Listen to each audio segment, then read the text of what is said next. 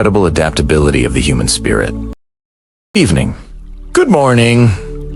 Good afternoon. Wherever you are joining us from around the world. Tonight, we are not just starting a live stream. We are starting a journey into blood, into memory, into science, into truth. Tonight's documentary is titled Decoding the Motherland.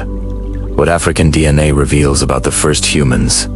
And over the next 6 hours, we are going to follow the evidence, not ideology, not myth, not political narratives, but genetic science. Because inside every single one of us, there is a record older than empires, older than borders, older than race, a record written in DNA.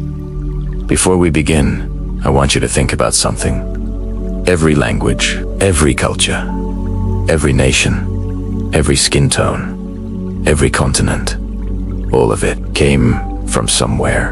And tonight, we ask the question that changed everything. Where did humanity begin? Over the next 6 hours, we will move through 6 powerful chapters. Episode 1, the question that changed everything in this first hour. We explore the scientific revolution that transformed our understanding of human origins. We will examine how genetics, not speculation, confirm that the deepest roots of humanity trace back to Africa. We begin with the question that reshaped anthropology, history, and identity itself. Episode 2, Mitochondrial Eve and the Mothers of Humanity in Hour 2. We explore mitochondrial DNA, the genetic thread passed down from mother to child. Scientists trace that thread backward, generation after generation, century after century, millennium after millennium, until all maternal lines converged in Africa. Not as mythology, but as measurable genetic reality. We will break down what mitochondrial Eve really means and what it does not mean. Episode 3, Y chromosomal Adam and the fathers of our species in Hour 3. We follow the paternal line, the Y chromosome, passed from father to son. And once again, the genetic clock leads us back, Book, to Africa, back to the early fathers of Homo sapiens, back to the shared origin of humanity. Episode 4, Africa's deep, genetic diversity in Hour 4. We uncover something even more powerful. Africa is not just the origin point. It is the most genetically diverse place on Earth. Why does that matter? Because diversity in genetics signals age, and the oldest branches of the human family tree are African. We will explore what this means and dismantle the misconceptions that have shaped global narratives for centuries. Episode 5, Migration. When Africa woke the Earth in Hour 5, we follow the Great Migration. When small groups of early Africans left the continent tens of thousands of years ago, they crossed deserts, they crossed coastlines. They adapted to new climates. They became the ancestors of Europe, Asia, the Americas, and beyond. Humanity did systems of hierarchy and power, but modern genetics tells a different story. A story of shared ancestry. A story of unity. A story that challenges supremacist myths at their core. Tonight, we examine what happens when science speaks louder than ideology. So, wherever you are watching from, United States, United Kingdom, Canada, Africa, Europe, Asia, Australia, understand this. This is not about replacing one narrative with another. This is about evidence. This is about data. This is about what the genome, the most honest historical record we possess, reveals. And what it reveals is profound. Every living human being shares African ancestry. Not symbolically, not poetically, biologically. Tonight is not about division. It is about connection. It is about understanding that before we were nations, before we were categories, before we were labeled, we were one. So as we begin episode 1, I invite you to watch with curiosity, to listen with openness, and to engage in the live chat respectfully as we explore one of the most important scientific discoveries of our time. If you're joining us live, let us know where you're watching from. Share this stream, because conversations like this matter, history matters, science matters, and truth matters. Take a breath, because we are about to begin. Episode 1, the question that changed everything. Before there were nations, before there were borders, before there were languages, flags, or categories of race, there was one land, and from that land came us. For thousands of years, humanity has asked a single, profound question. Where did we begin? Not where did our civilizations begin, not where did our religions begin, but where did we, as a species, truly begin? Where did the first human beings, anatomically modern humans, take their first breath? This question would shape science. It would challenge power. It would confront long-held assumptions, and ultimately, it would change everything we thought we knew about ourselves. For centuries, the search for our origin story was a tapestry woven from myth, faith, and philosophy. Each culture had its own narrative, its own sacred garden or mythical birthplace. But as the age of exploration gave way to the age of science, we started looking for answers, not in ancient texts, but in the earth itself. We dug for bones, for tools, for any faint echo of our earliest ancestors. The story began to take shape, piece by piece, fossil by fossil. Early discoveries in Europe, like the Neanderthals, led many to believe that our story started there. Then, attention shifted to Asia. With finds like the Peking Man, it seemed like every new discovery just added another layer of complexity to the puzzle. The real breakthrough, however, came from a continent that had long been overlooked by the Western scientific establishment. Africa, in the 1920s, a discovery in South Africa, the Tongue Child, first hinted that our deepest roots might lie there. But this was a radical idea, one that many were not ready to accept. It challenged the prevailing Eurocentric worldview, yet the evidence kept mounting. Throughout the 20th century, paleoanthropologists like the Leakey family unearthed astonishing fossils in East Africa's Great Rift Valley. They found skeletons that were millions of years old, revealing a long, complex family tree of human-like ancestors, or hominins. The famous Lucy skeleton, discovered in Ethiopia in 1974, proved that our ancestors were walking upright long before their brains grew large. Africa was no longer just a candidate for our homeland. It was the fruit runner. But fossils only tell part of the story. They can tell us what our ancestors looked like and how they lived, but they couldn't definitively pinpoint the origin of our own species, Homo sapiens. The final, crucial piece of evidence came not from the ground, but from within Usframa DNA. In the late 1980s, geneticists began analyzing human DNA from populations all around the world.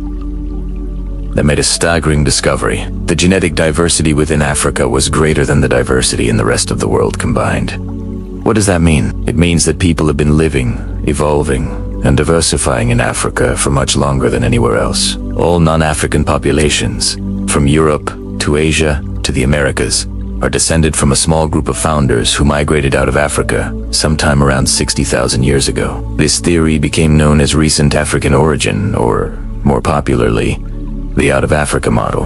Our genes told the same story the bones had been whispering for decades. We are all Africans. This revelation is more than just a scientific fact. It's a profound statement about our shared humanity. It tells us that the divisions we've created based on nationality, ethnicity, or race are incredibly recent and superficial constructs. For the vast majority of our species' history, we were one group in one place. The incredible diversity of human cultures we see today is a testament to the journeys our ancestors took, the challenges they faced, and the incredible adaptability of the human spirit.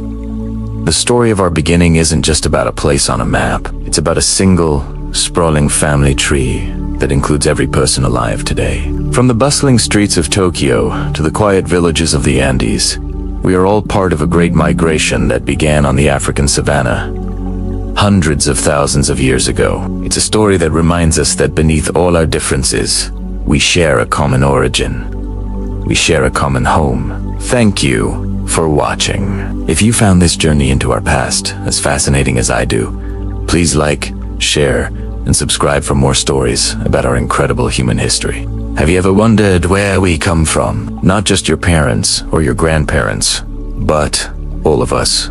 Humanity itself. It's one of the biggest questions we can ask. And for most of our history, the answers were found not in laboratories, but in stories. For centuries, our origin stories were woven from the threads of myth, theology, and sheer cultural imagination. Every society, every corner of the globe, had its own unique tapestry. Imagine sitting around a fire, thousands of years ago, listening to an elder tell the tale of your people. Maybe they'd point to a majestic, cloud-wreathed mountain and say, "That is where the first of us emerged, molded from the very rock and soil."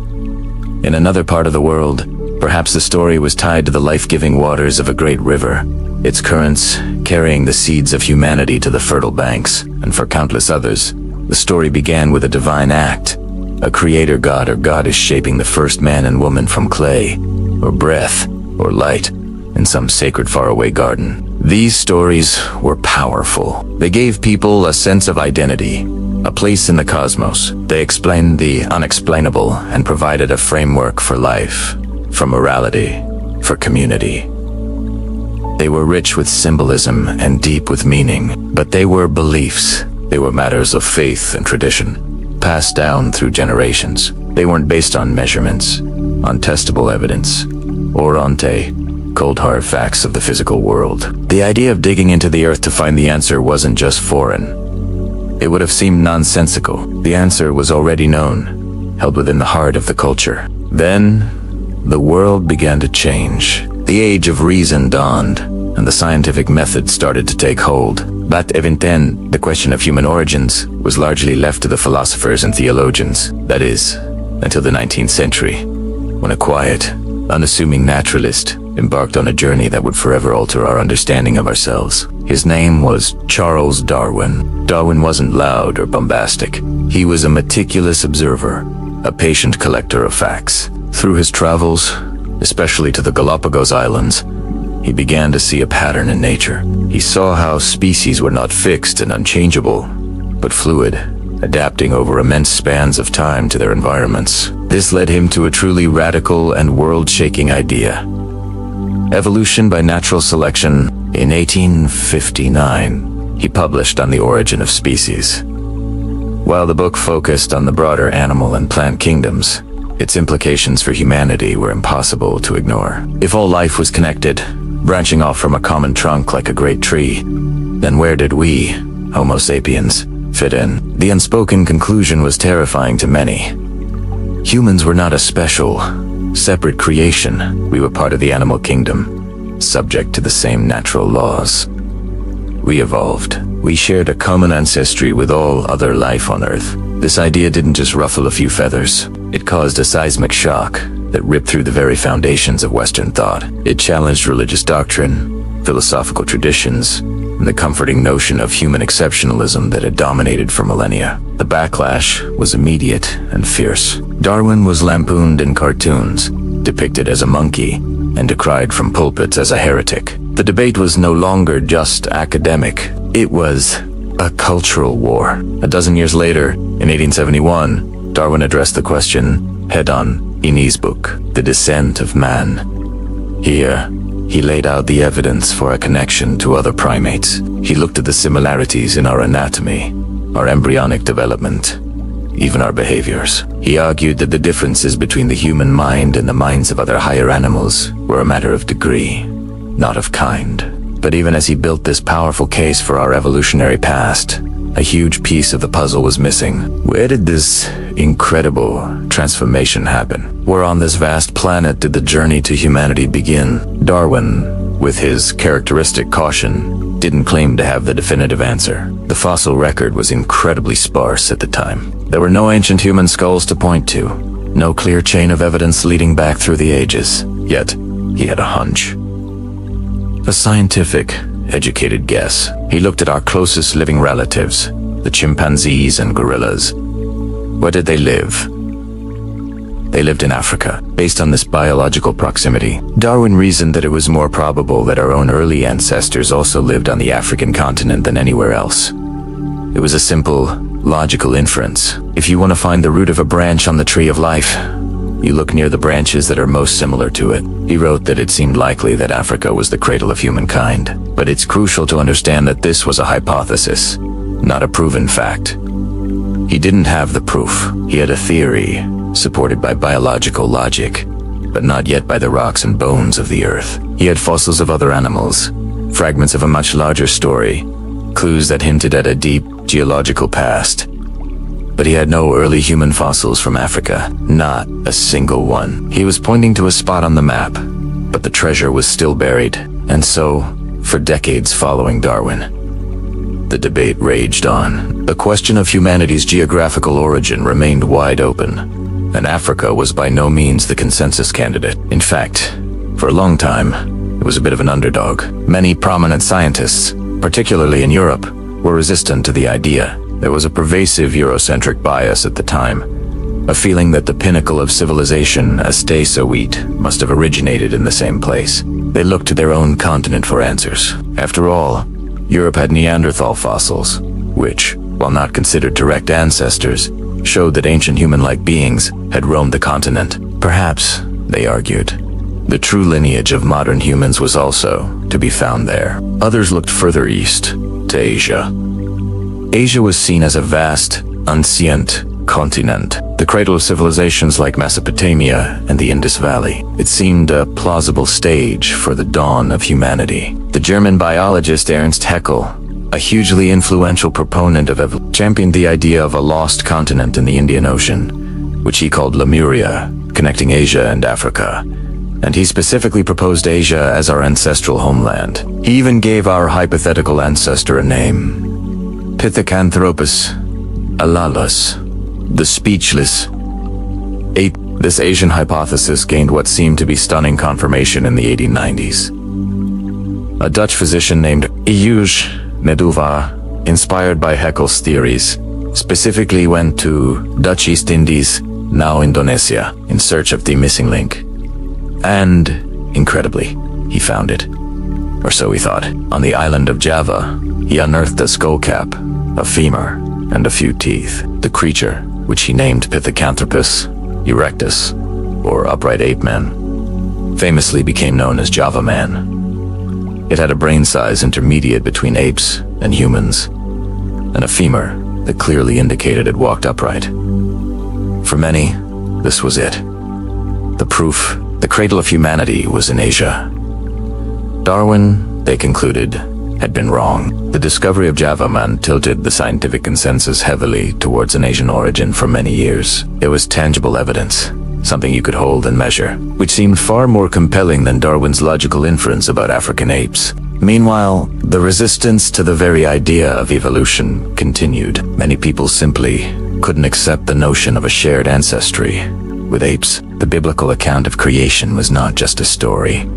It was the literal truth. The idea that humanity's origins could be found in a fossil fragment from a distant land was seen as a profound threat to faith and morality. This cultural resistance meant that the search for human origins was often fraught with controversy, making the scientific debate even more complicated. So, let's just pause and take stock of where things stood at the dawn of the 20th century. 100 years ago, the grand narrative of our origins was in a state of fascinating chaos. The ancient myths of creation from mountains and rivers had been challenged by a new, scientific story, but this new story was incomplete, full of question marks. The radical idea that humans had evolved was gaining ground, but it was far from universally accepted, and for those who did accept it, the central question of where was a three-way was East Europe, the home of the Neanderthals, and the seat of Western science. Was it Asia? The continent that had yielded the tantalizing bones of Java Man? Or was it Africa?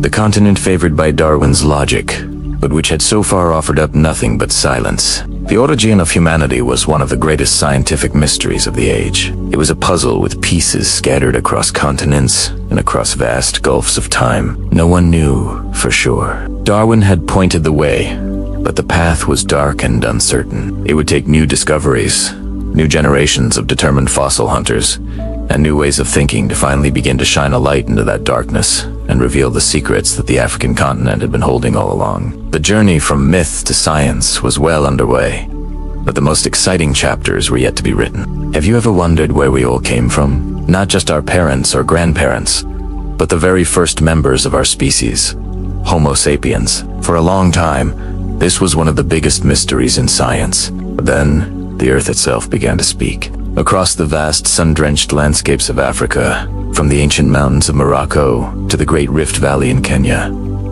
A story long buried started to surface. Archaeologists began unearthing ancient remains, whispering secrets from a time so deep it's hard to even imagine. And these weren't the bones of the stooped, primitive, almost humans that people once pictured. No, these were different. These were the first echoes of us, early Homo sapiens. Imagine being at a dig site like Omo Kibish in Ethiopia. Picture the scene. Archaeologists carefully, painstakingly brushing away layers of earth, revealing human fossils. And when they dated these fossils, the results were staggering. Roughly 200,000 years old. For a long time, these were considered the oldest known direct ancestors of every human alive today. It completely rewrote the timeline we thought we knew. But the story didn't stop there. Let's travel northwest to a place called Jebel Irhoud in Morocco. Here, the story of our species got even older, even more profound. The remains discovered at this site pushed our origin story back even further. The initial dating was astonishing, pointing to an age of nearly 300,000 years. 300,000 years. Just let that sink in for a moment. This single discovery fundamentally reshaped our understanding of our own history. And you know what the most incredible part is? When scientists examined these ancient skulls, they saw reflections of themselves. These weren't some distant, unfamiliar cousins on a forgotten branch of the evolutionary tree, Tessewaras. They had the same high, rounded skull shape, the same relatively flat facial structure, a large cranial capacity, housing a brain just like ours. They were, in a word, anatomically modern humans, and they were unequivocally African. Suddenly, the evidence was piling up. The Out of Africa theory was no longer just a compelling hypothesis. It had solid, tangible proof, dug right out of the ground. The cradle of humanity wasn't just a poetic phrase. It was a geographical reality. Our species didn't just pop up all over the world at the same time. We arose in one place, Africa. And from that starting point, we began the long, incredible journey to populate the entire planet. But in the world of science, one line of evidence, no matter how compelling, is rarely enough to close the book on such a big debate.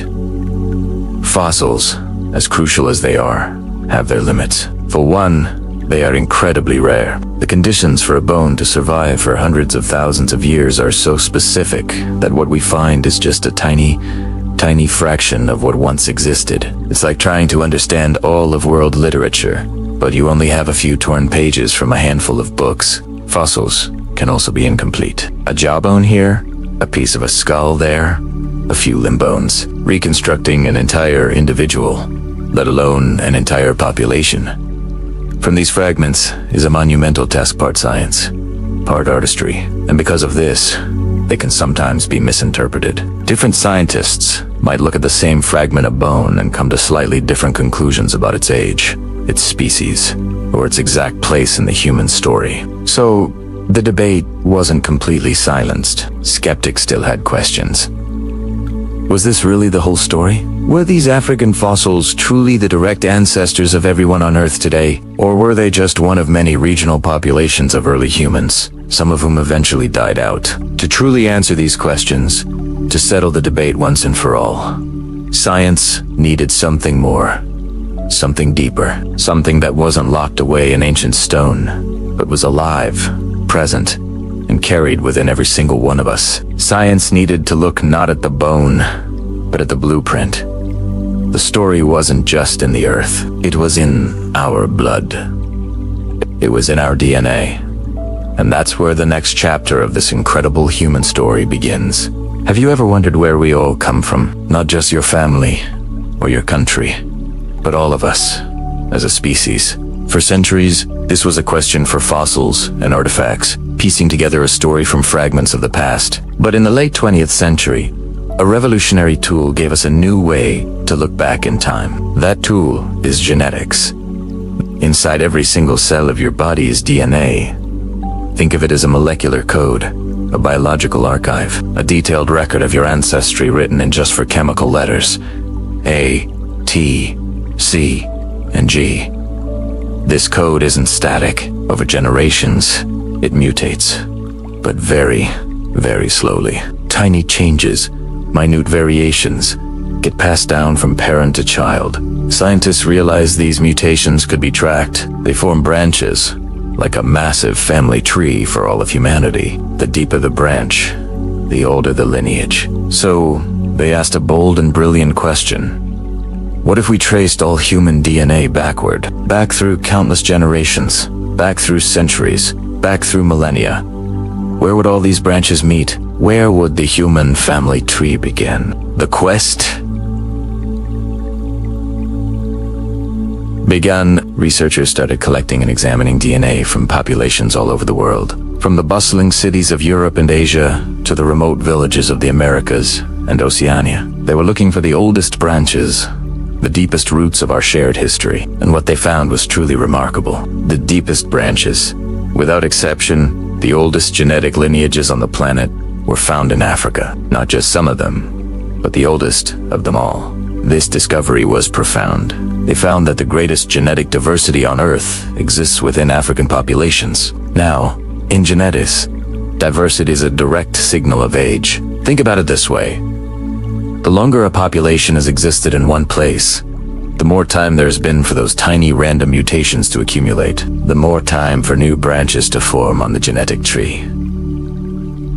So, more diversity means more time. It means a deeper history. This told scientists that Africa wasn't simply one region among many where humans lived. It was the root of the entire human story. Every single non-African population on Earth carries only a subset of the vast genetic variation found within Africa. What does that mean? It means the rest of the world descends from a much smaller group of founders, a group that migrated out of Africa tens of thousands of years ago. Imagine a full, vibrant library of books representing African genetic diversity. The group that left took only a handful of those books with them to populate the rest of the globe. This wasn't just a theory anymore. Science, through the elegant language of our own DNA, had uncovered something extraordinary.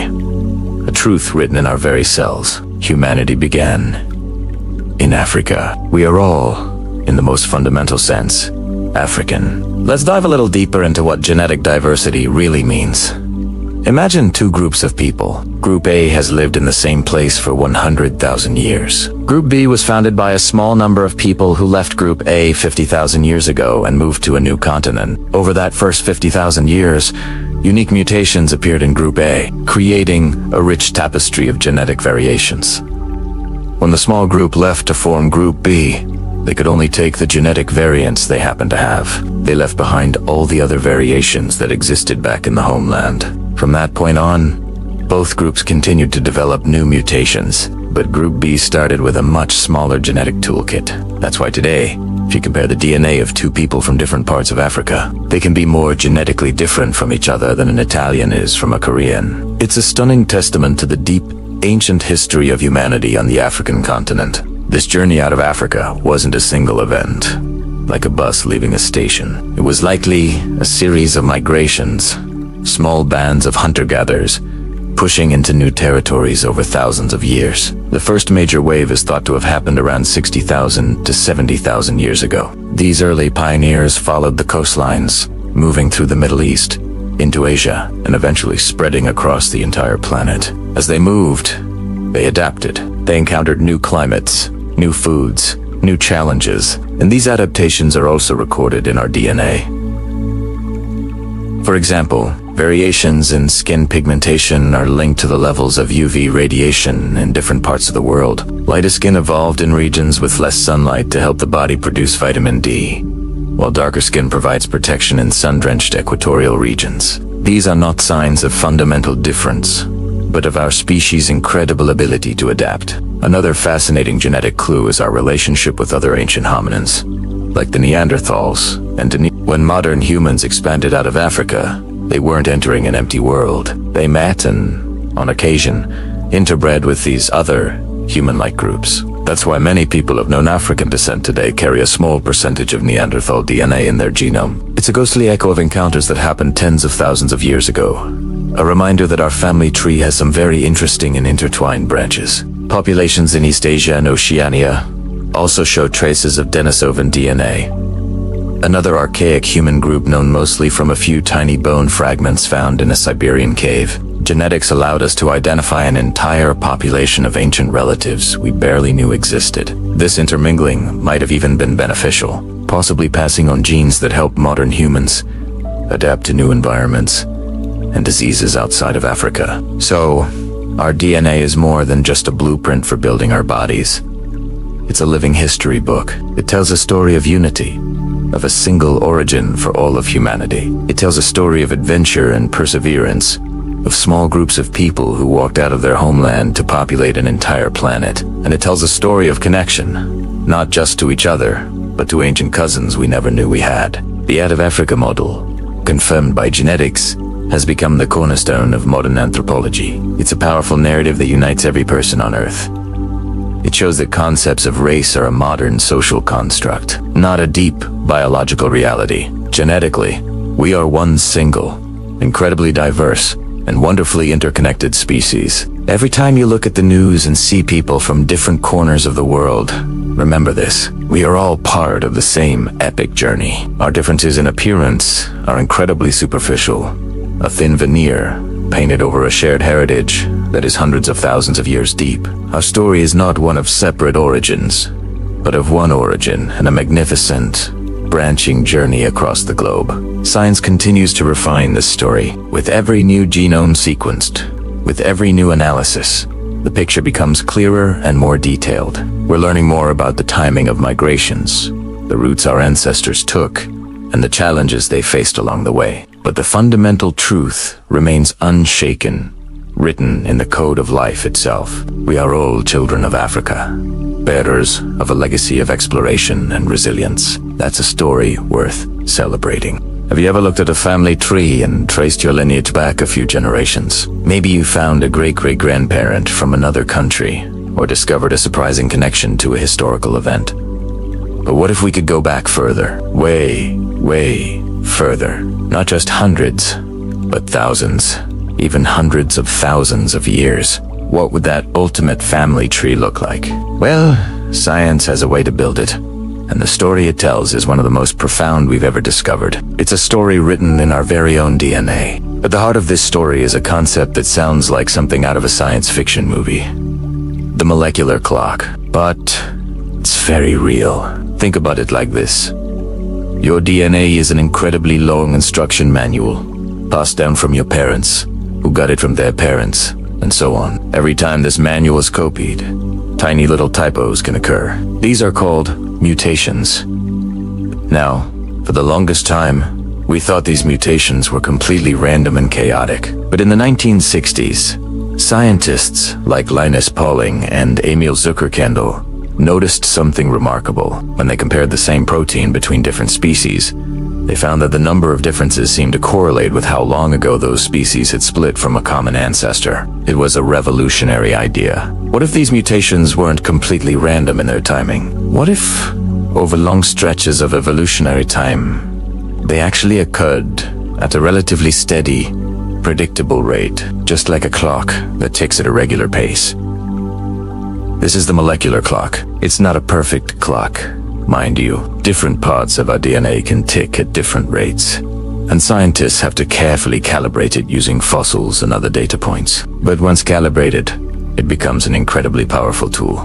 By comparing the DNA of two different individuals or two different populations, we can count the number of mutations that separate them, and because we know the rate at which those mutations accumulate, we can wind the clock backward and calculate how long it took for those differences to arise. In other words, we can estimate when their common ancestor lived. So, what happens when we apply this incredible tool to the biggest question of all, the origin of our own species, Homo sapiens? Scientists from all over the world began collecting DNA samples from diverse populations across the globe. They analyzed DNA from people in the Americas, Europe, Asia, Australia, and of course, Africa. They fed this massive amount of data into their computers, calibrated their molecular clocks, and held their breath. What they found was staggering. No matter which populations they compared, no matter which part of the DNA they looked at, the timelines all started to point to the same time in the same place. The clock wound back,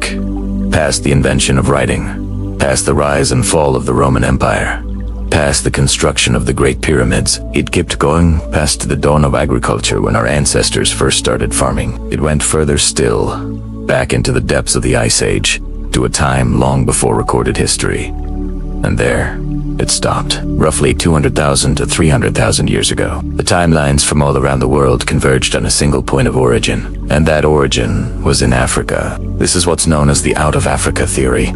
But it's more than just a theory now. It's a conclusion supported by overwhelming genetic evidence. Our species, modern humans, didn't emerge simultaneously in different parts of the world. We have a single birthplace. We are all fundamentally African. For tens of thousands of years, our ancestors lived and thrived on the African continent, developing the complex behaviors, the social structures, and the cognitive abilities that define us today. It was during this long, foundational period in Africa that most of our genetic diversity as a species was generated. Think of it like a grand library. For millennia, the entire collection of human genetic books was housed in Africa. Countless variations, mutations, and adaptations were written, creating an incredibly rich and diverse genetic landscape. But then, sometime around 60,000 to 70,000 years ago, something changed. A small group of these early humans, perhaps just a few hundred or a few thousand individuals,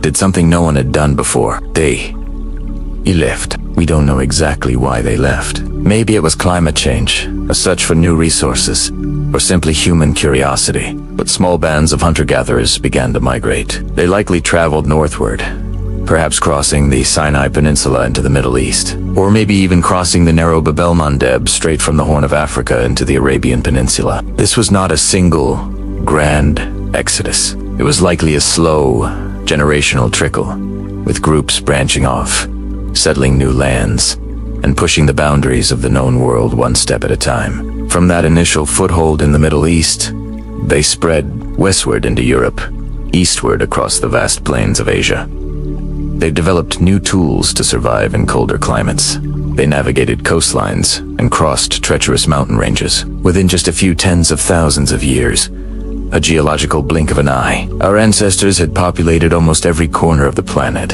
from the frozen tundra of Siberia to the remote islands of the Pacific. But this incredible journey came with a crucial genetic consequence. Remember that huge, diverse library of genetic information back in Africa? The small groups that left didn't pack up the entire library. They could only carry a small, random sample of the books on the shelves. This is a well-known phenomenon in population genetics called the founder effect. When a new population is established by a small number of individuals, it means that the new population has, by chance, less genetic variation than the original source population. And that's exactly what the genetic data shows us today. As you move further and further away from Africa, you see a gradual, step-by-step decrease in genetic diversity. European populations have a little less diversity than Middle Eastern populations.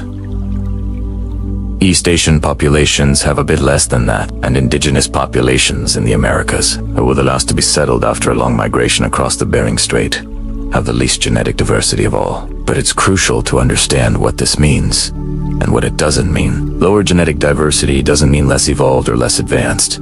It's simply a direct echo of our ancient migration patterns, a footprint left by the founder effect. In fact, the genetic differences between populations that we often focus on, like skin color, hair texture, or eye shape, are incredibly superficial. These traits, governed by just a handful of genes, adapted quickly to local environmental conditions. For instance, lighter skin evolved in regions with less sunlight to help the body produce vitamin D. But beneath the surface, we are astonishingly similar. The genetic variation between two people from different continents is only slightly greater than the variation between two people from the same village. Two random people from Africa can often have more genetic differences between them than one of them has with someone from Europe or Asia. This is the beautiful, unifying story told by our DNA.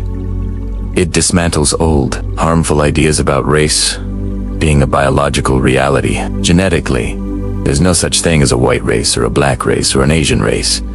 These are social constructs. We are not separate, distinct branches of humanity. We are all just leaves on the same magnificent tree, and the trunk and the deepest, oldest roots of that tree are firmly planted in African soil. Every person you have ever met, every person who has ever lived, traces their ultimate ancestry back to that common origin. The molecular clock has allowed us to read our own history, a history written not in stone or on papyrus, but in the intricate, elegant code of life itself. And that history tells us, without a shadow of a doubt, that we are one human family.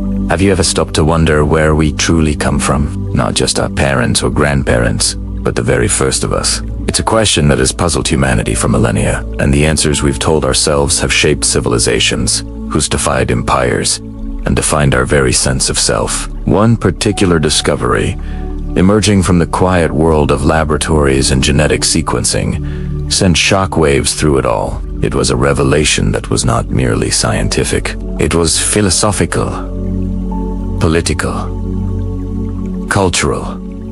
It fundamentally rewrote the story of us. For centuries, a dark and distorted narrative dominated the globe. This story was built on a foundation of falsehoods, idea of separate human origins. It was a convenient fiction, one that propped up power structures and justified unspeakable acts. The idea of racial hierarchies took root, claiming that different groups of people were fundamentally, biologically distinct. Some theorists, particularly in the 18th and 19th centuries, went so far as to claim that Europeans evolved independently, suggesting they were a separate and superior branch of humanity. Others promoted myths that tied a person's worth and intelligence to their geography, arguing that temperate climates produced more advanced civilizations. These weren't just academic debates. They were doctrines that fueled colonialism, slavery, and genocide. The concept of race, as a biological category, was invented to create these divisions. It was a tool used to rank people,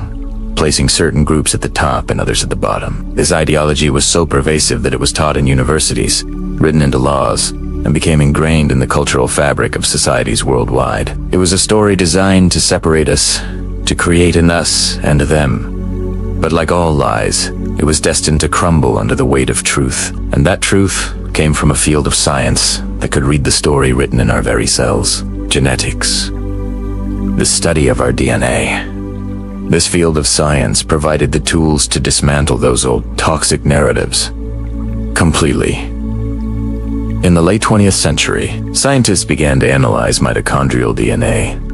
This is a special type of DNA that is passed down almost exclusively from mother to child. By tracking its mutations over time, scientists could create a sort of family tree for the entire human species, tracing our maternal lineage back through the ages. What they found was staggering. They discovered that the genetic diversity within Africa was greater than the diversity in the rest of the world combined.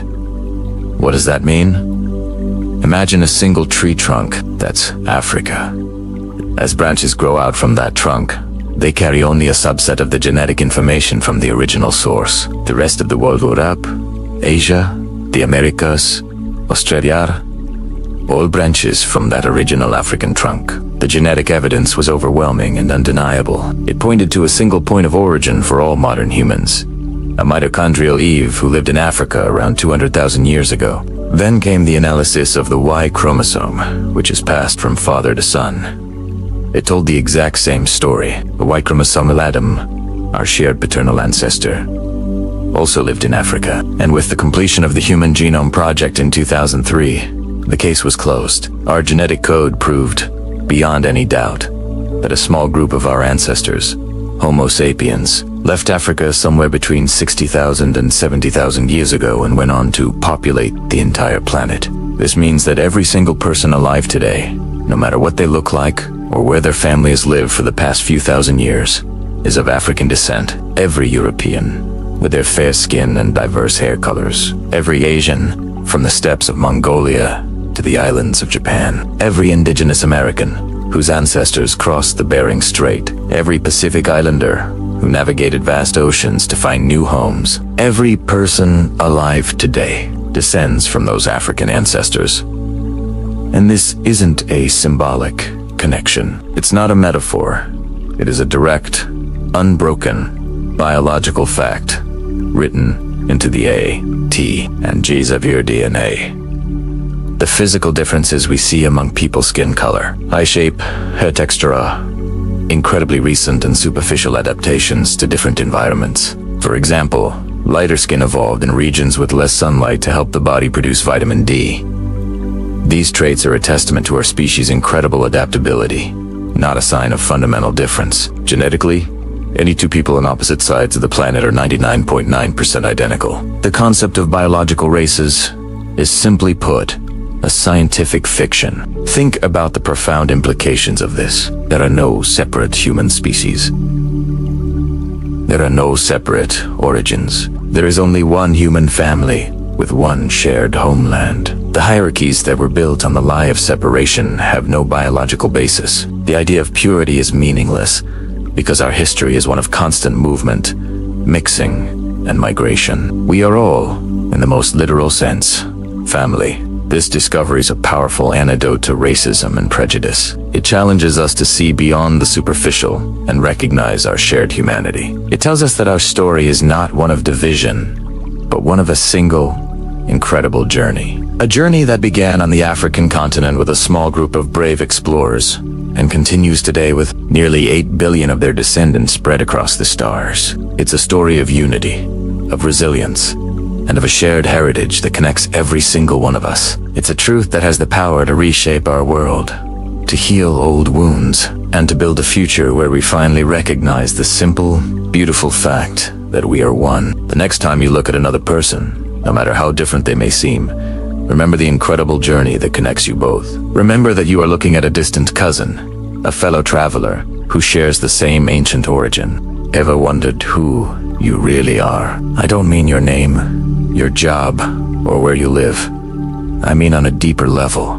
We live in a world that often seems defined by differences. We speak thousands of languages. We have countless cultural traditions. We look different from one another. It's easy to get caught up in what separates us. But what if I told you that all these differences are just ripples on the surface of a very deep, very old ocean, an ocean that connects every single one of us? For centuries, we've organized ourselves into categories, often based on something we call race. We've built entire social structures around it, assigning value and meaning based on skin color or the shape of our eyes. But modern science tells a revolutionary story. When geneticists look at our DNA, the very blueprint of life, they don't find neat boxers labeled with different races. Instead, they find a beautifully complex, interwoven tapestry. It turns out there's more genetic variation within a single population in Africa than there is between all other populations on Earth combined. Think about that for a second. The idea of race as a deep biological reality simply dissolves under the microscope. We are, quite literally, one human family. This brings us to a fundamental question, one that scientists, philosophers, and thinkers have wrestled with for ages.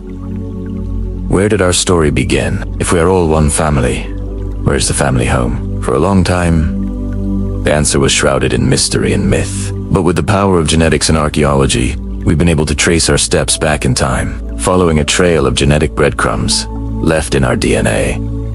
Every clue, every fossil, every genetic marker points to one place, a single continent, Africa. This changes everything. The story of Africa isn't just one chapter in the book of human history. It's the preface, the introduction, and the first several volumes. For tens of thousands of years, all of humanity's innovation, art, language, and culture developed solely on the African continent. The great migrations out of Africa that populated the rest of the world are a relatively recent event in the grand timeline of our species. We are all, in a very real sense, African. The journey of our ancestors from that homeland is a shared epic, a story that belongs to everyone. It's a profound realization that recenters our entire understanding of who we are and where we come from. The history of humanity is African history. This scientific quest wasn't just about digging up old bones.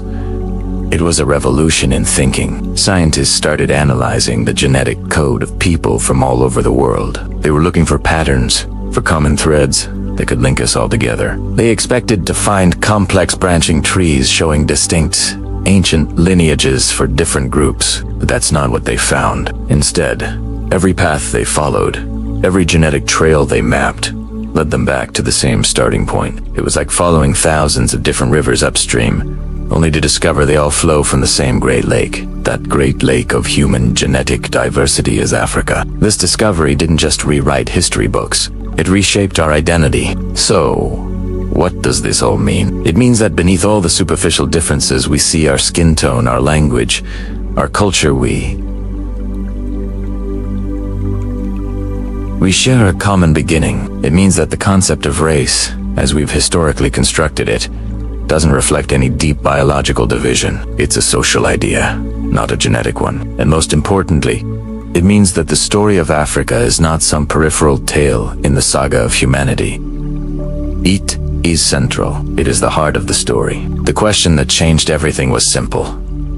Where did we all begin? Science has now given us a clear answer. And that answer leads us back, always back, to the motherland. But this is only the beginning of our journey. We've established where our story starts. But now we need to understand how we know this with such certainty. The evidence is hidden in a remarkable place, passed down through generations in a way that is almost unchanged. In our next episode, we're going to dive even deeper. We'll explore the world of mitochondrial DNA, a unique piece of our genetic code that we inherit only from our mothers. We'll follow this maternal line back through time, back through countless generations, to meet the mothers of humanity. And we will uncover the story of one woman, a real person who lived in Africa hundreds of thousands of years ago, whose genetic signature still lives inside every single one of us today. The story of our universal mother. The story continues. Inside your body, right now, inside every single cell, there is a memory. This isn't a memory of your first day of school or the smell of your grandmother's kitchen. It's a memory far, far older. It's a biological legacy, a tiny, ancient message carried through mothers, from mother to daughter, moder to son, across countless generations. Imagine it as an invisible thread, stretching back through time, a thread that connects you directly to every maternal ancestor you've ever had. It's unbroken, it's ancient, and it exists within your mitochondria. You see, most of your DNA is a mix from both your parents, shuffled and recombined with every generation. But there's a special kind of DNA, mitochondrial DNA or mtDNA, that's different. It's found in the tiny powerhouses of our cells, the mitochondria, and it's passed down almost exclusively from mother to child. Fathers have it, but they don't pass it on. This creates a clear, direct line of maternal inheritance, a genetic breadcrumb trail leading back into the mists of prehistory. So, what happens when scientists follow that trail? When they take mtDNA from people all over the world, from the Andes to Australia, from Siberia to South Africa, and trace it backward, generation by generation, they discovered something astonishing. All of these diverse genetic lines, every single one, eventually converge. They meet at a single point in the past. They lead to one woman. This isn't a character from a myth or a legend. She wasn't a queen or a goddess. She was a real human being of flesh and blood, who lived, breathed, and walked the earth. Today, we call her Mitochondrial Eve. Now, it's crucial to understand what this name means and what it doesn't. Mitochondrial Eve was not the first human woman, not by a long shot, and she wasn't the only woman alive at her time. She lived among a population of other early modern humans, other men and other women. She had friends, she had a family, she was part of a community. So why is she so special? It comes down to simple, yet profound, statistics and the luck of the draw. Think of it this way. Imagine a large group of women living thousands of years ago. Some of them might not have any children. Some might only have sons. When a woman has only sons, her unique mitochondrial DNA line stops with her. It doesn't get passed to the next generation. Only women who have at least one daughter can continue their specific mtDNA line. Over immense spans of time, we're talking tens of thousands of years, these lines of inheritance begin to die out. One. It's a random process, like flipping a coin over and over again. Eventually, by pure chance, all but one of these maternal lines will have ended. All surviving humans on the planet today are descended, through their mothers and their mothers' mothers, from that one woman whose line never broke. That's Mitochondrial Eve. Every other woman from her time might have descendants alive today, but their maternal mtDNA line has been lost somewhere along the way. So, when and where did she live? By analyzing the genetic mutations that have accumulated in our mtDNA over them like a molecular clock, scientists have estimated that Eve lived somewhere between 150,000 and 200,000 years ago. And the location, the evidence points overwhelmingly to Africa. She was an African woman, our shared maternal ancestor. This discovery has profound implications. It's one of the strongest pieces of evidence for the out of Africa theory, the idea that all modern humans originated in Africa and then migrated to populate the rest of the world. She is the root of humanity's maternal family tree. Think about the world she lived in, a world of vast savannas, giant prehistoric mammals, and the constant challenges of survival. We don't know her name, we don't know what she looked like, what language she spoke, or what she dreamed of, but we know she was successful. She had at least one daughter, who had a daughter, and so on. A continuous chain of motherhood that has survived everything history could throw at it: ice ages, famines, migrations across continents, the rise and fall of civilizations. That unbroken chain connects her directly to you. That tiny piece of her mitochondrial DNA, is inside your cells right now, powering your body, just as it powered hers 200,000 years ago. It's a quiet testament to the incredible resilience of life, and a powerful reminder that despite all our surface differences in culture, language, and appearance, we are all part of one single, extended human family. We are all, in a very real sense, the children of Africa. The children of mitochondrial Eve. To truly understand this story, we have to start small. Really small. We need to go inside the human cell. Picture one of your cells, just one out of trillions. Inside, there's a central command center, the nucleus, and that's where most of your genetic blueprint, your DNA, is stored. This is the DNA you hear about all the time, the stuff that makes you a unique mix of your parents. But here's where it gets interesting. The nucleus isn't the only place in the cell that holds genetic material.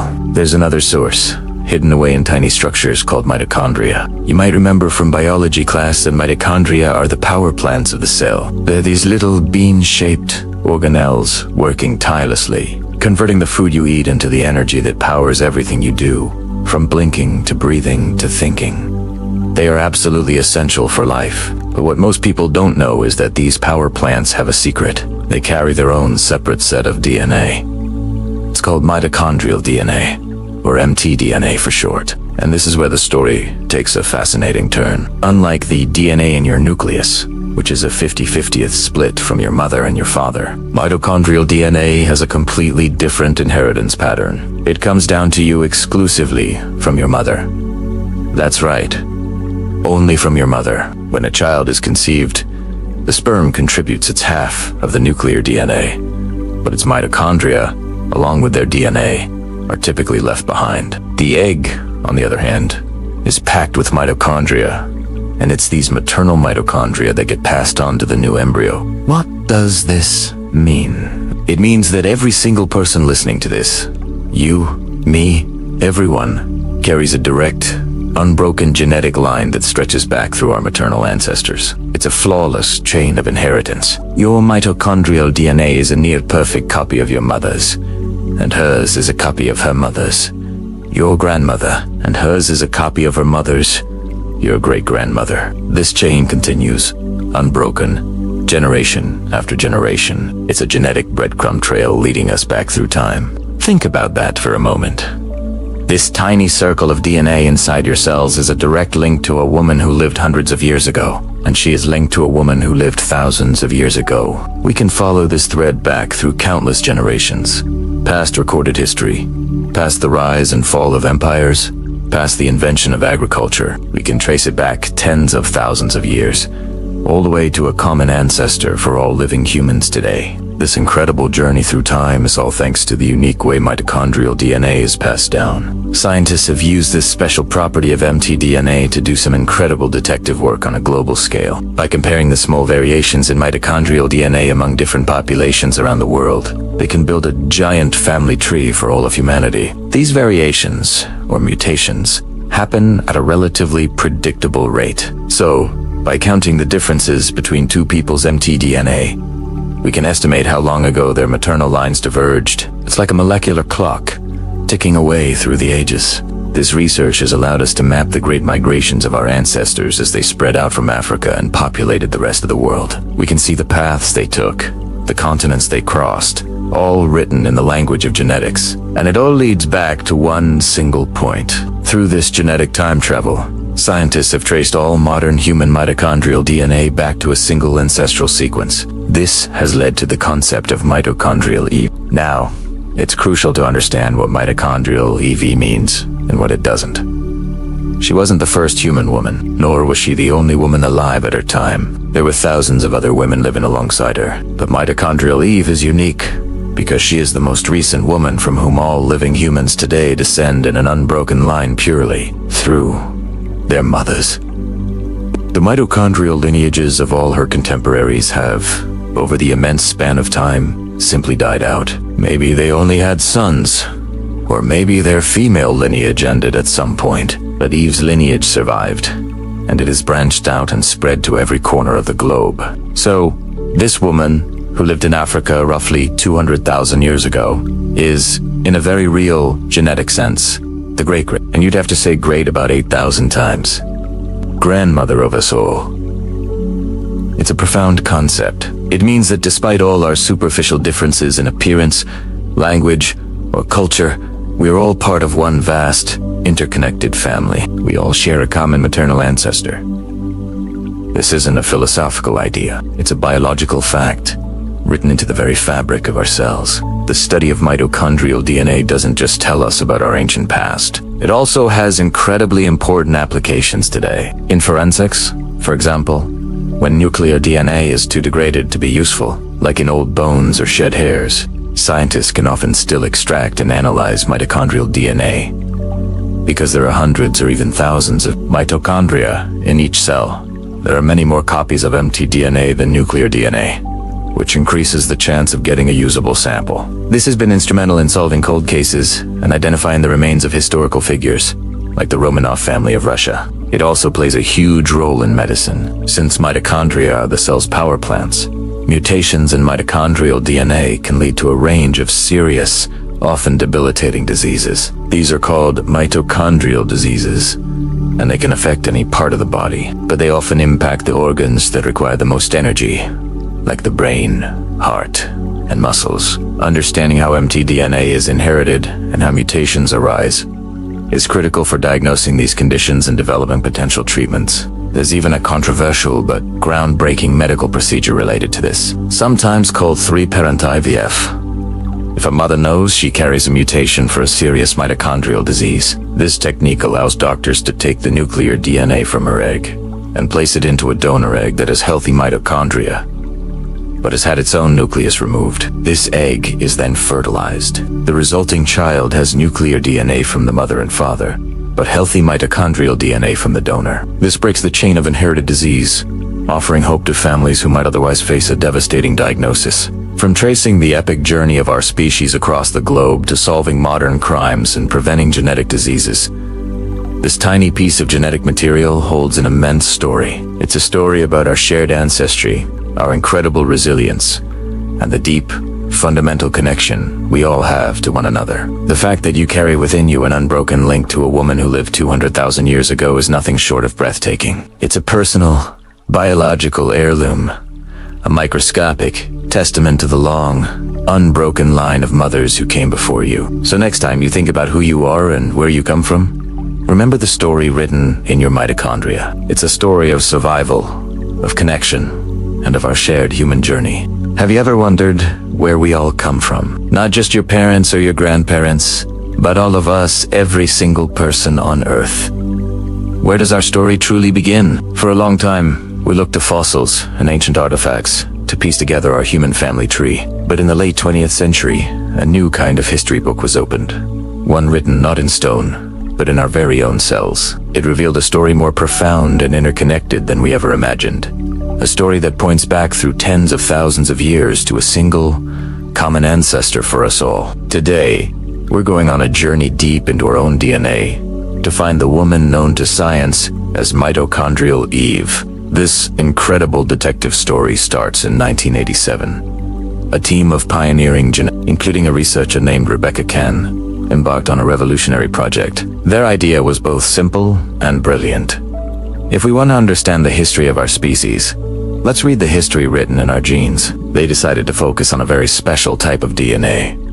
You see, most of our genetic code, our nuclear DNA, is a jumbled mix from both our parents and their parents before them. It gets shuffled and recombined with every generation, making it incredibly complex to trace a clear line far back in time. But there's another set of genes hiding in our cells, inside tiny power-generating structures called mitochondria. This is mitochondrial DNA, or MT, DNA for short, and it has a unique property.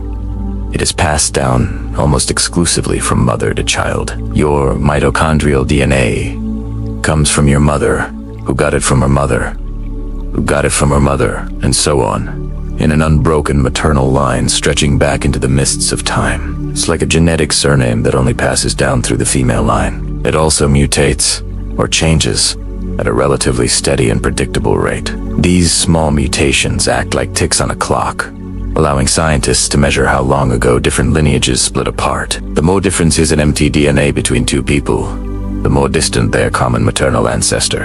Armed with this powerful tool, the research team began collecting mtDNA samples from people all over the world. They gathered samples from individuals with diverse geographic origins, from Africa, from Europe, Asia, Australia, and the Americas. They wanted to create the most comprehensive genetic snapshot of humanity ever attempted. Their lab then went to work, meticulously sequencing and comparing the mitochondrial DNA from all these different people. They were looking for those tiny variations, those molecular ticks of the clock, to build a massive human family tree. They weren't just comparing one person to another, they were comparing everyone to everyone else, mapping out the intricate web of relationships that connects us all. They fed all this data into computers, using sophisticated algorithms to work backward to reconstruct the branches of this genetic tree. The logic was straightforward. The more diverse the mitochondrial DNA in a particular region, the longer people have been living there, accumulating mutations. Newer populations, founded by smaller groups of migrants, would naturally have less genetic diversity. So, where would the root of this tree be? Where did it all begin? The scientific community had different theories, but everyone was waiting for what the genes would say. And when the results came in, they were staggering. They were revolutionary. The genetic family tree they constructed had a clear and unambiguous structure. All the branches, representing all the people from Europe, Asia, the Americas, and Australia, were just offshoots of larger, older branches. And the oldest, most diverse, deepest branches of the human mitochondrial tree were African. Not some of them. All of them. This wasn't a matter of interpretation. It was a clear, genetic signal. It meant that the population with the greatest mitochondrial diversity, the one that had been around the longest, was in Africa. But the discovery went even deeper than that. As the researchers traced every single maternal lineage from every person in their study backward in time, they all converged. Lines from Asia met up with lines from Europe. Those lines met up with lines from the Americas. And eventually, all of these non-African lines joined together and connected back to the African branches. The ultimate conclusion was breathtaking. Every living human on the planet today can trace their maternal ancestry, their unbroken line of mothers, back to a single population of Homo sapiens that lived in Africa. And if you keep tracing it back, all of those African lineages eventually converge on a single point, a single common ancestor. One woman. The computers had found the genetic root of all modern humanity. The researchers dubbed her Mitochondrial Eve.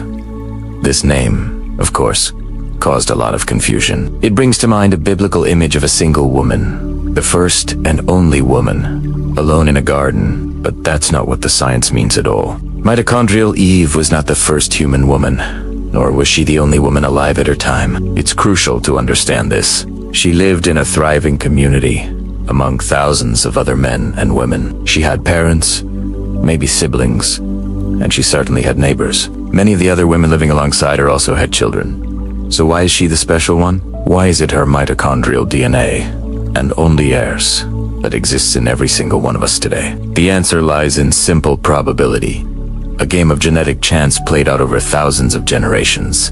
Think of it this way. Imagine Eve and her neighbor. Let's call her Lucy. Both women have daughters. Eve's lineage continues. Lucy's lineage continues. Now fast forward a few generations.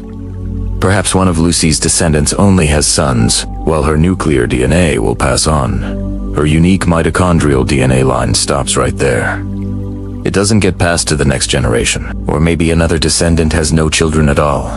Again, that maternal line ends over tens of thousands of years through random chance, through demographic shifts, famines, migrations, or just the simple luck of the draw-in who has daughters and whose daughters have daughters. Every other maternal line that existed back then eventually died out. One by one, they hit a dead end. It wasn't a competition. It wasn't that Eve's line was better or stronger. It was simply the only one that, by pure statistical luck, never had a generation with no daughters. It's the only one that survived, uninterrupted, threading its way through history from mother to daughter, from that ancient African past, all the way to you and me. So, when did she live? By counting the number of mutations that have accumulated in our mtDNA. Since her time, geneticists estimate that mitochondrial Eve lived somewhere around 150,000 to 200,000 years ago, likely in eastern or southern Africa. This timeline and location lined up beautifully with the fossil evidence for the emergence of anatomically modern humans, Homo sapiens. Homo sapiens, the genes and the bones were telling the same incredible story. The discovery of mitochondrial Eve fundamentally changed our understanding of human origins. It provided powerful evidence for the out-of-Africa theory, the idea that modern humans originated in Africa and then migrated out to populate the rest of the world. It showed that every person alive today, no matter their race, their ethnicity, or where their family comes from, shares a relatively recent common heritage. We are one species, wheat assimile, shared origin. It's a profound testament to our deep interconnectedness, written into the very fabric of our being. The story of our species is not one of separate origins, but one of a single family that grew and spread across the globe. It's a humbling thought, isn't it, that a tiny piece of genetic material in your cells is a direct living link to a woman who walked the African savanna hundreds of thousands of years ago. It's a biological inheritance that has survived ice ages, migrations across continents, the rise and fall of empires, and everything in between, to end up here with us today. It's the ultimate survival story, and it's our story. Have you ever heard the name mitochondrial Eve? It sounds epic, almost biblical, conjuring images of a lone woman in a primeval garden, the first mother of us all. It's a powerful name, but it's also one of the most misunderstood concepts in popular science. The reality is far more complex, and in many ways, far more fascinating than the myth. So today, let's journey back in time, deep into our shared genetic history, to uncover the true story of the woman we call mitochondrial Eve. She wasn't the first woman, she wasn't alone, and her story isn't about a single ancestral couple. Instead, it's a story written in our very cells, a genetic odyssey that connects every single person alive today. To understand who mitochondrial Eve was, we first need to talk about mitochondria. You might remember them from high school biology as the powerhouses of the cell. They're tiny organelles inside each of our cells, responsible for converting the food we eat into usable energy. But they have a secret. Unlike the DNA in our cell's nucleus, which is a mix of genes from both our parents, mitochondrial DNA, or mtDNA, has a unique inheritance pattern. You get it exclusively from your mother. This is because during fertilization, the sperm's mitochondria are typically destroyed, leaving only the mother's mitochondria to be passed on to the offspring. This means your mtDNA is a direct copy of your mother's, which is a copy of her mother's, and so on, creating an unbroken chain of maternal inheritance, stretching back through countless generations. Now, imagine this line going back in time. Your mother's line, your grandmother's line, your great-grandmother's line. Now imagine doing this for every single person on Earth today. All 7.8 billion of us. If you trace all of our maternal lines back far enough, they will eventually converge on a single woman. This single point of convergence This shared maternal ancestor of all living humans is mitochondrial Evie. She is our most recent common ancestor through the maternal line. The key words here are most recent and all living humans. She wasn't the first woman ever. Far from Italiano. Let's clear up some common misconceptions. When mitochondrial Eve was alive, she was just one of many women. She lived in a thriving community of early modern humans. She had parents, neighbors, and friends. Thousands of other women lived at the same time as her, in her community and in other communities across Africa. These other women also had children, and their genetic lines continued for many generations. So why do we all trace back to Eve and not to one of them? It's a matter of pure statistical chance and survival over a vast time. Imagine a family tree. Some branches flourish and continue for generations, while others simply end. A woman might have no children, or she might have only sons. In either case, her specific mitochondrial DNA line stops with her. It doesn't get passed on. Over thousands upon thousands of years, all other maternal lineages that existed alongside mitochondrial Eve's have, one by one, died out. Her line is the only one that has survived in an unbroken chain to every single person alive today. It's not that she was special or chosen. She was, in a sense, genetically lucky. So, when and where did she live? By studying the mutations in our mitochondrial DNA, scientists can create a kind of molecular clock. Our mtDNA isn't a perfect copy. Tiny, predictable changes, or mutations, occur with each generation. By comparing the mtDNA of people from different parts of the world and counting the differences, geneticists can estimate how long it would have taken for those mutations to accumulate. The consensus from this genetic data places mitochondrial Eve in Africa, somewhere between 150,000 and 200,000 years ago. This time frame aligns perfectly with the fossil record, which shows that our species, Homo sapiens, first emerged in Africa around that time. She lived in a world that we would find completely alien. There were no cities, no farms, no written language. Humans lived in small, nomadic bands of hunter-gatherers. Their world was filled with giant prehistoric mammals and other hominin species, like Neanderthals, who were still thriving in Eurasia. Her life would have been a daily struggle for survival, focused on finding food, avoiding predators, and caring for a family. Let's try to paint a picture of her world. Imagine the vast savannas of eastern or southern Africa. The air is clear.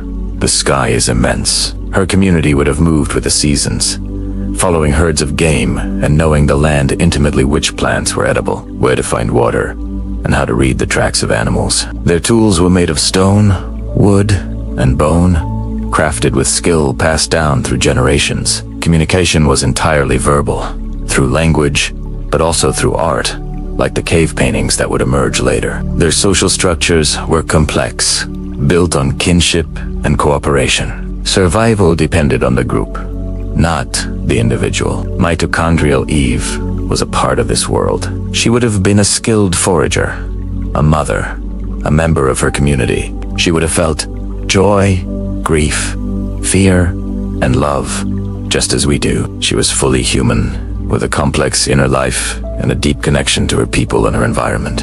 It's also crucial to understand that she wasn't alone in a different sense. There was also a Y-chromosomal atom. Just as mtDNA is passed down from mother to child, the Y chromosome is passed down from father to son. By tracing paternal lineages back, scientists have found a single male ancestor from whom all living men inherit their Y chromosome. But here's the twist. Y chromosomal Adam and mitochondrial Eve were not a couple. They almost certainly never met. Current estimates suggest that Y chromosomal Adam lived much more recently, perhaps around 120,000 to 150,000 years ago. The fact that they lived tens of thousands of years apart definitively shatters the idea of a single ancestral Adam and Eve pair. At any given time in human history, there were thousands, if not tens of thousands, of breeding individuals. Our ancestry is not a neat, tidy line. It's a vast, tangled web. The story of mitochondrial Eve doesn't belong to any single religious narrative. It is a scientific conclusion based on empirical evidence found within our own DNA. It's a testament to the power of genetics to reveal the deep history of our species. It doesn't replace faith. It simply tells a different kind of origin story, one written in the language of biology. This story is beautiful in its own right. It tells us that despite our superficial differences in appearance, culture, and language, every single person on this planet is part of the same extended family. We all share a common maternal ancestor who walked the earth in Africa hundreds of thousands of years ago. We are, quite literally, all distant cousins. Think about the sheer improbability of it all. This woman, whose name we will never know, who left no monuments or writings, has achieved a form of immortality she could never have imagined. She wouldn't have known she carried history within her cells. She wouldn't have known that a tiny fragment of her biology would survive for 200 millennia, passing through countless daughters, surviving ice ages, migrations, famines, and plagues. She lived her life, day by day. She survived the dangers of her world long enough to have children. At least one of her children was a daughter, who then survived long enough to have her own daughter. And this chain of mothers and daughters continued, unbroken, across continents and epochs, spreading out from Africa to populate the entire globe. Each link in that chain represents a life of struggle, resilience, and success. Her genetic signature has reshaped science. It was a key piece of evidence for the out of Africa theory, the idea that all modern humans originated in Africa and then migrated to the rest of the world. It provides a powerful tool for tracing human migration patterns and understanding the timeline of our species' journey across the planet. Her legacy is not one of conscious action, but of biological persistence. She was human. She lived. She survived.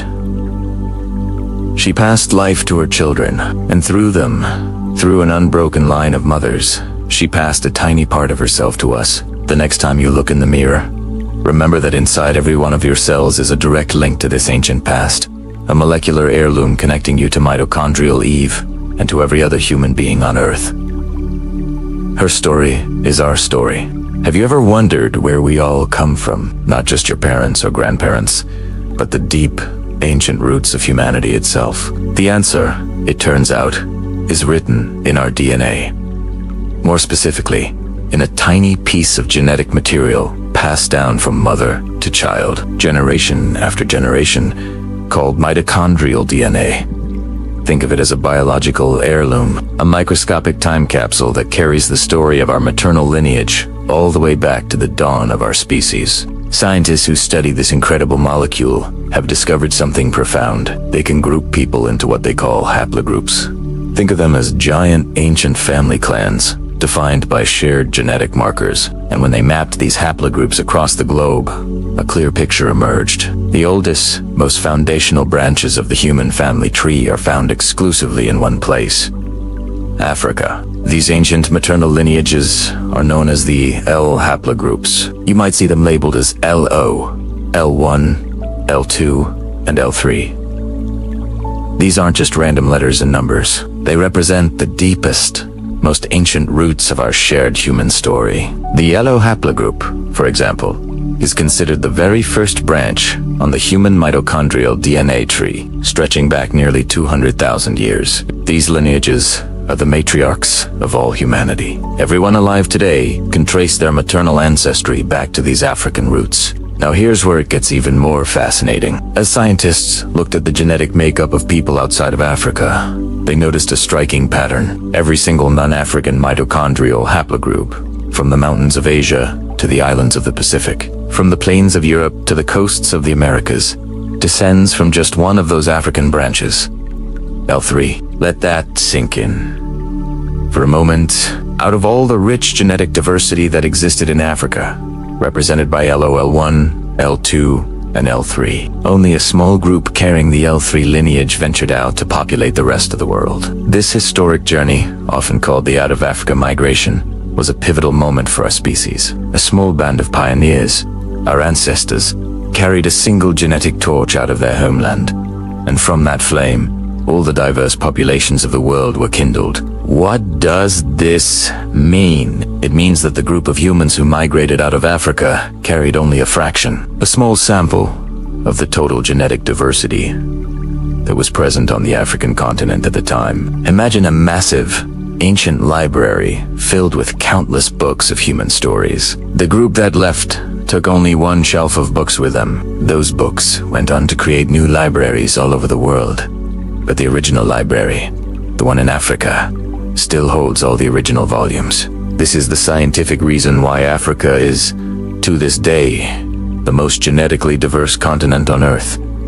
It's not just a random fact. It's a direct consequence of being the cradle of humanity for tens of thousands of years longer than any other place. The incredible variety of peoples, cultures, and languages across Africa is mirrored by an equally incredible and unparalleled genetic diversity. It's a living testament to our deep history. So when you think about the human story, picture a great, sprawling tree. The vibrant and varied populations across Europe, Asia, Australia, and the Americas are all the beautiful, extending branches. They reach for the sky in every direction, each one unique and strong. But all of these branches, every single one, spring from the same trunk, and that trunk is firmly planted in the rich, ancient soil of Africa. Africa isn't just one of the branches.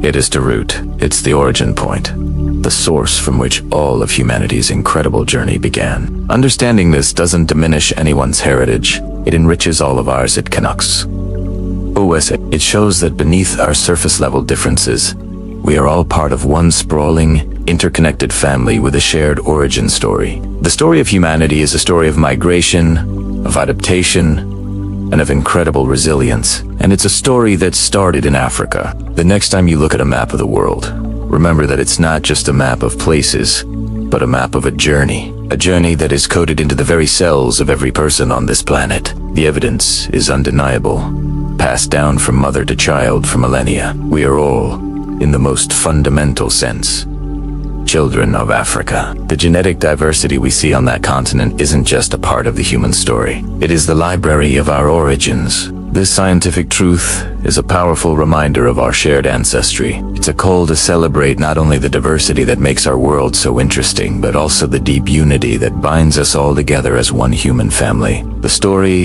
is in our blood, in our bones, in our very DNA.